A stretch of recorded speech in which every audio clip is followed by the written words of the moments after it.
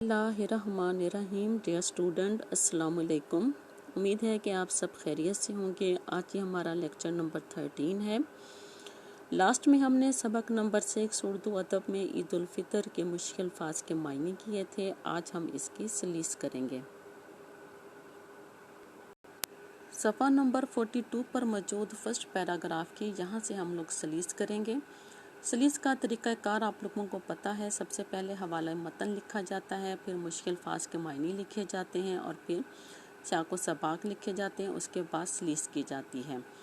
आइए अब हम सलीस करते हैं। उर्दू शायरी को 1857 के बाद मुसन्निफ़ उर्दू शायरी की तारीख़ दोहराते हुए कहता है कि उर्दू शायरी को 1857 के बाद मिली यानी कौमी एहसासात की तर्जमानी यानी नुमाइंदगी का वसीला बनाया गया यानी ज़रिया भी बनाया गया। इस तरह मुसलमानों की फ़िक्री ज़िंदगी, इस तरह मुसलमानों की माशरती ज़िंदगी के ख़तो ख़ाल नकूश और असरात ने उर्दू अदब में इस्लामी इक़दार व रवायात, इस्लामी रस्म व रिवाज की पासदारी लिहाज या ख़याल रखने के अमल को शदीद से शदीद तर कर दिया, तेज़ से तेज़ तर कर दिया। ईद उल फितर पर नस्मों की कसरत का सबब भी यही है। ईद उल फितर पर नज़मों की तादाद का ज़्यादा होने की वजह भी यही है।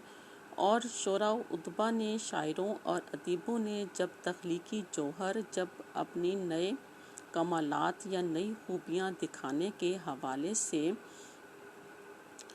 इन अफकार की पेशकश का सामान फराहम किया, अपने ख़यालात को पेश करने का सामान फराहम किया, मुहैया किया, तो ईद उल फितर का ये मौजू कई जहतों में फैल गया, कई सिमतों में फैल गया, यानी बहुत से ममालिक में फैल गया। ईद को महज खुशी, शोरा कराम ने ईद को सिर्फ़ खुशी मनाने या ईद के चाँद को महज साल में एक बार झलक दिखाकर या ईद के चाँद को सिर्फ साल में एक बार जलवा दिखाकर गायब होने के हवाले से, नज़र ना आने के हवाले से देखने की बजाय इसे मुसलमानों की तहज़ीबी यानी रहन सहन और फ़िक्री माशरती ज़िंदगी के वसी तर, कुशादा तर या बहुत ज़्यादा बड़ी जोग्राफ़ियाई ज़मीनी हदूद से मिला दिया गया, यानी उर्दू शायरी के मौज़ूआत में बहुत ज़्यादा इजाफ़ा हो गया। यहाँ तक आप लोगों ने सलीस करनी है। अब हम उर्दू ग्रामर का करेंगे। उर्दू ग्रामर में हम सफ़ा नंबर 112 पर मौजूद तफ़हीम पैराग्राफ नंबर 5 करेंगे। आपने इस पैराग्राफ को अच्छे तरीके से पढ़ना है और इसके सवालों के जवाबात लिखने हैं। सवाल नंबर 1 है, क़याम पाकिस्तान में ख़वातीन का हिस्सा मर्दों के बराबर है। इस उन्वान पर 5 सतरें लिखें। क़याम पाकिस्तान में औरतों ने मर्दों के शाना बशाना काम किया। कायदे आज़म की जान निसार बहन मोहतरमा फ़ातिमा जना ने दिन रात काम करके तहरीक पाकिस्तान में हिस्सा लेने के लिए औरतों को मुनज़्ज़म किया। तहरीक पाकिस्तान में मोहतरमा फ़ातिमा जना के अलावा बेगम लियाकत अली ख़ान, बेगम शाह नवाज़, बेगम सलमा तसद्दुक़ वगैरह के नाम काबिल ज़िक्र हैं।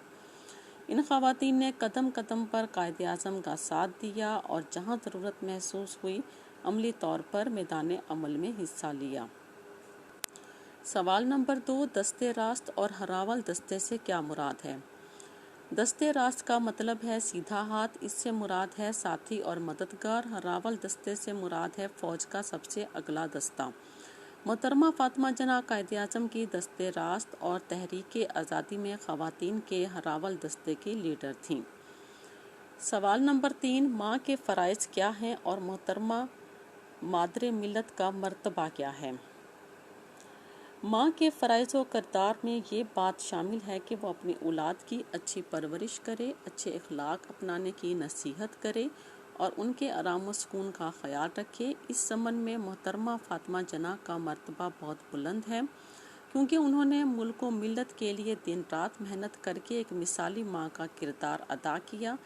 जिस तरह माँ हर तरह से औलाद का ख्याल रखती है, इसी तरह उन्होंने अपनी कौम का ख्याल रखा। سوال نمبر 4، احتساب سے کیا مراد ہے؟ احتساب عربی زبان کا لفظ ہے جس کا مطلب ہے کسی چیز کا حساب اور جانچ پڑتال کرنا۔ محترمہ فاطمہ جناح بغیر کسی خوف و خطر عوام اور حکومت کا احتساب کیا کرتی تھیں۔ سوال نمبر 5 ہے، مادر ملت کا سب سے بڑا کارنامہ کیا تھا؟ مادر ملت کا سب سے بڑا کارنامہ اپنے بھائی کی نگہداشت اور سیاسی امور میں بھرپور تعاون کرنا تھا۔ یہاں ہمارا تفہیم پیراگراف جو ہے مکمل ہو جاتا ہے۔ آپ نے سلیس لکھنی ہے اور یہ تفہیم پیراگراف جو ہے وہ یاد کرنا ہے۔ اوکے، اللہ حافظ۔